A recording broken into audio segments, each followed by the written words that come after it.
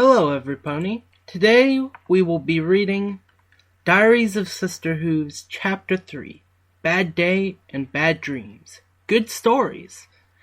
And I'm sorry I didn't get this out sooner and stuff. I've read this several times, and every time something has happened, the file would just go, or I think the first time I read it, I just didn't think the quality was good enough, and, that was before I uploaded Chapter 1.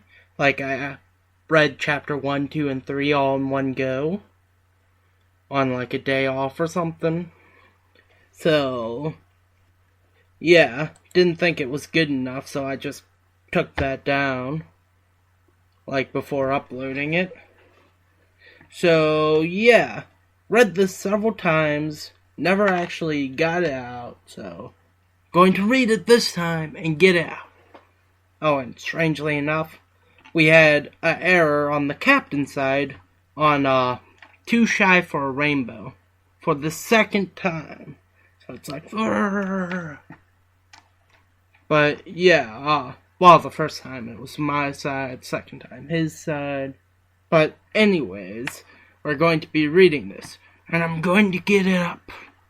Hopefully. If not, you won't hear me saying this. If so, then yay, you heard me saying this. So anyways, on to the read. Sweetie Belle was stunned for a moment, debating whether or not to respond, knowing Diamond this was just going to end badly. What do you mean, over? She asked. I mean, that a real, said Diamond Tiara, emphasizing the last word. Designer is coming to Ponyville, she continued with a whisk of her white and purple mane. Uh-huh, said Sweetie Belle simply, as she began to walk to the lunch table, where Apple Bloom and Skulu were waiting. My big sister, in fact, Diamond Tiara added. That got Sweetie Belle's full attention. Your sister? She asked innocently. Golden Spoon, Diamond Tiara responded, her voice filled with a bragging tone that could be matched only by Trixie the Unicorn, who had passed through Ponyville a few months ago. And she says I'm going to help her make the Carousel Boutique as dead as the doorknob. She paused before adding, like your parents, she said harshly with a smile that had the usual malice, but also a bit of reluctance, almost confusion. At that last statement, something in Sweetie Belle snapped. Before she knew what she was doing, she leapt onto Diamond Tiara. In the fight that ensued, Sweetie Belle had to be pulled off Diamond Tiara by Apple Bloom and Skulu both, of whom rather shocked by their friend's actions. And upon being pulled off Diamond Tiara, Sweetie Belle found herself looking right at a most surprised and angry Cheerly. Well, look at the bright side. At least she didn't give you a detention, Apple Bloom pointed out to Sweetie Belle as the three fillies walked from school hours after the fight. And you gave that spoiled brat a bloody nose, said Skulu, giving Sweetie Belle a pat on the back before adding, way to go, champ. Yeah, but I have to get this note signed, Sweetie Belle pointed out. Rarity is going to kill me, she added. You want us to come with you when you give her note? Apple Bloom offered. No, I have to face the music, said Sweetie Belle, as she headed off for the boutique. To her surprise, Sweetie Belle found Rarity in her kitchen, rather than her workroom. This was unfortunate, since the kitchen was just to the side of the front door, the shop's living quarters. This meant that Sweetie Belle was unable to avoid Rarity. Sweetie Belle, is that you? Rarity called to her, upon hearing the front door close. Yes, Sweetie responded, trying to make a quick getaway to the stairs. Darling, where are you going? Asked Rarity curiously, as she peeked her head into the hallway. My new bedroom. Did the movers come yet? Asked Sweetie Belle. Yes, they delivered your things and the keepsakes from the house, said Rarity. I couldn't concentrate on my work while they were stomping through the halls, so I came down here for a break," Rarity continued. "Then I noticed the time and knew you would be home soon, so I made us a little snack in the kitchen," Rarity finished, pointing a hoof up to the table, on which a few small sandwiches awaited the two sisters. No thanks, Rarity. I have a bunch of homework to do," Sweetie Belle lied. Rarity gave Sweetie Belle a suspicious look. "Darling, are you all right? Did something happen at school today?" Rarity asked her sister, her eyes filled with concern. No," Sweetie Belle lied. "I didn't get hurt," she added before she could stop herself. "Didn't get hurt," Rarity repeated, as tough Sweetie Belle had just announced. Oh, as though Sweetie Belle had just announced suicidal plans. "Oh, dear Sweetie, what happened?" Rarity demanded, as she brought her sister into a tight hug. "No, Rarity, nothing happened," Sweetie Belle lied, trying to break her sister's hold. "Dear, I want to hear it from you, but if you're unwilling to tell me, don't think I won't walk down to the school and ask your leave," Rarity told her sister. "Okay," Sweetie Belle said, pulling herself from her sister's grasp and digging in her saddle sack. "Here," she said, putting the note in her sister's hoofs, and then grabbing a sandwich from the table. "Sweetie Belle, I'm surprised at you fighting at lunch," Rarity told her sister, after reading the note. "I'm sorry, sis, but Diamond Tiara just made me so mad," said Sweetie Belle defensively. "She said her sister was coming to put you out of business, and she made fun of Mommy and Daddy," Sweetie Belle added. Rarity put a hoof around her sister. "I understand, but violence is never the solution. But now, you promise me next time you'll go to cheerlead?" Rarity asked. "Yes," said Sweetie Belle, at her sister's mercy. "Then I'm going to let it go this time, with a warning. But I do want you to apologize to this filly when you see her tomorrow," said Rarity. "I will," Sweetie Belle promised, as she nuzzled up to her big sister. "Thanks for understanding," she said. "That's what I'm here for, dear," said Rarity, stroking her sister's mane. Later that night, Rarity was lying in bed, looking through her old high school yearbook, when suddenly she heard sobbing coming from across the hall. "Oh dear," said Rarity to herself as she got out of bed and set her yearbook down. Rarity quickly ran across the hall and made her way through the boxes of Sweetie Belle's unpacked things and found herself at her sister's bedside. "No, don't go, please," Sweetie Belle said frantically in her sleep. "Sweetie Belle, dear, wake up, it's only a bad dream," said Rarity, concerned as she began to gently shake her sister. Sweetie Belle woke up with a frightened gasp and took several deep breaths before burying her face in her hoofs and beginning to cry. "Oh, there, dear," said Rarity, pulling her sister into a hug.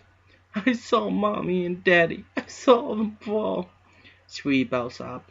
Shh, it's okay. Rarity's here," said Rarity, gently as she rubbed her sister's back. Rarity continued to hold her sister, soothing for several minutes until Sweetie Belle's cries quieted into hiccups. "All better?"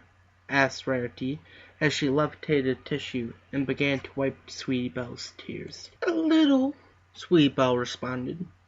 "Would you like to sleep with me tonight, darling?" asked Rarity. "Yes, please," responded Sweetie Belle. Rarity took her sister across the hall, and the two got into bed together. "Dear, would you like to hear a story?"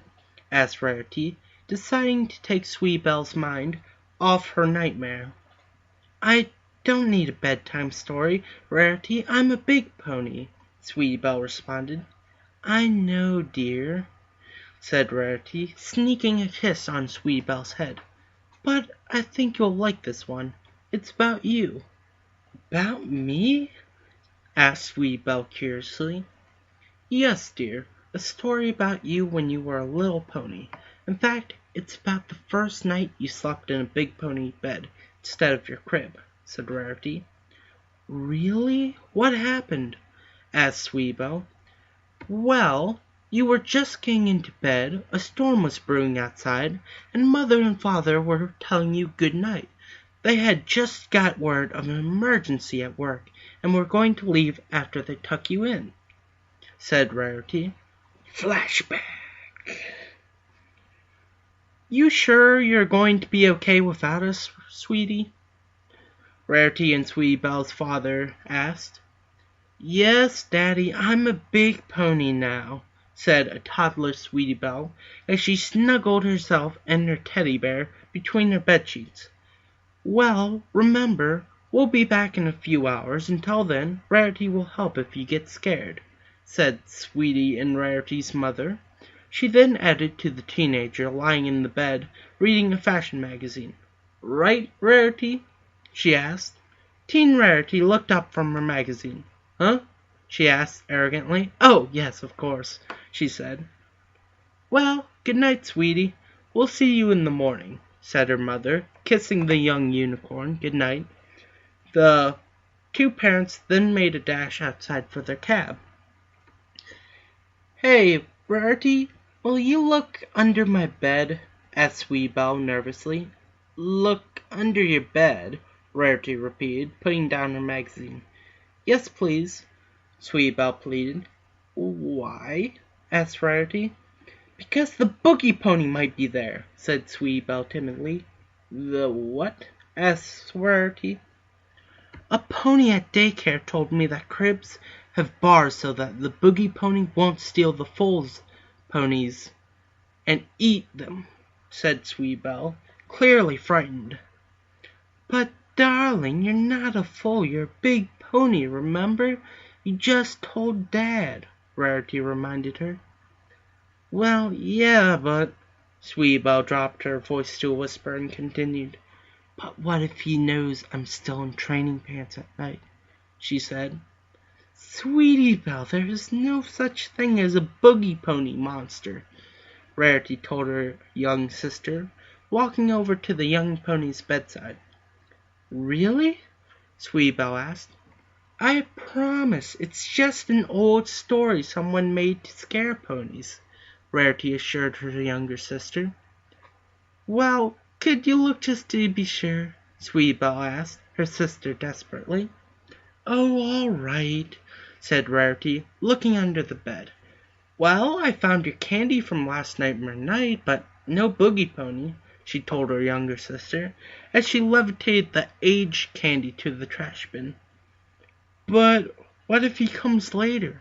asked Sweetie Belle frantically. "Sweetie Belle, he does not exist, but if you want, I'll sleep with you tonight," Rarity offered. "Thank you, Rarity," said Sweetie Belle. She then added to her teddy bear, "Did you hear that, Snuggles? Rarity is going to protect us." Rarity got into bed with her sister and said, "Good night, darling." "Wait, Rarity, are your friends still coming over tomorrow?" asked Sweetie Belle. "Yes, dear, Fluttershy and Shirley are coming for a little hangout time." "Why do you ask?" Rarity wondered of Sweetie Belle. "Can I hang out too?" asked Sweetie Belle excitedly. Rarity let out a half sigh, half groan, but looking down at her sister's pleading eyes, she couldn't help her answer. "Why not? Those two love to smother you anyway. Besides, Mom and Dad will be too tired to watch you tomorrow," she said. "Yay!" said Sweetie Belle. She then brought her teddy bear closer to her ear, then added, "Snuggles wants to know if we can have a tea party." Rarity giggled and kissed her sister good night as her sister fell asleep. End of flashback. "I didn't know you were friends with Miss Shirley," said Sweetie Belle. "Oh, yes, once upon a time, in fact," said Rarity, picking up her yearbook. "I think there is a picture of us in here somewhere," she continued, flipping through the pages. "Oh, yes, here it is," said Rarity, showing Sweetie Belle a picture of Fluttershy, Cheerily, and Rarity sitting at a school lunch table, laughing at some long-forgotten joke. "Wow, so if you're best friends with Miss Cheerily, does that mean you can get me out of homework?" asked Sweetie Belle. "First of all, dear, no I can't, and won't get you out of homework whenever you want. And secondly, we lost touch when she went to Camelot University for her teaching degree," said Rarity. She then looked back down at the picture. "However, maybe it's time we patch things up," she said, more to herself than Sweetie Belle. "And what do you mean they would smother me?" asked Sweetie Belle. Rarity smiled. "Oh, they always had to see you when they came over. They loved to hug you, hold you, and tell you how cute you were. And you always loved the attention," said Rarity. Sweetie Belle gave a yawn. "Oh, tell me another one about me," she said. Rarity, however, pulled the covers on them, turned out the light. "Tomorrow, dear, but for now it's time for sleep," she told Sweetie Belle, who was already fast asleep. "Just like old times," said Rarity to herself as she drifted into slumber. Yay, so that's the end of that. And so far it hasn't failed. Of course it still can. But yes, that was Bad Day and Bad Dreams, Good Stories. Until next time, bye-bye.